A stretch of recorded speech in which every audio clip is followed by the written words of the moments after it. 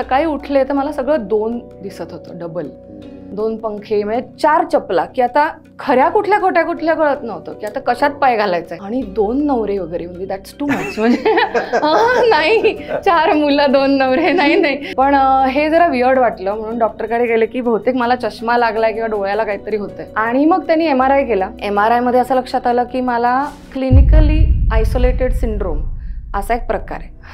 असं झालं. मला म्हणाले की तुम्हाला मल्टिपल स्क्लेरोसिस नावाचा आजार होऊ शकतो किंवा झाला असू शकतो. मी सांगत होते की मला सगळं स्थिर दिसतंय पण छत फिरते, किंवा मी उजवीकडे पाहिलं तर सगळं स्टेडी आहे पण मी डावीकडे पाहिलं तर रस्ता असा झुलतो, किंवा मला सारखं वाटतं काहीतरी माझ्या अंगावर चढतं. असे विविध सिम्पटम्स येऊ लागले. मग मी परत ॲडमिट झाले. सो असे मला काही रिलॅप्सेस ह्या आजाराचे येत गेले. तरीही हा विचार नाही आला की आपण काय खातोय बरं.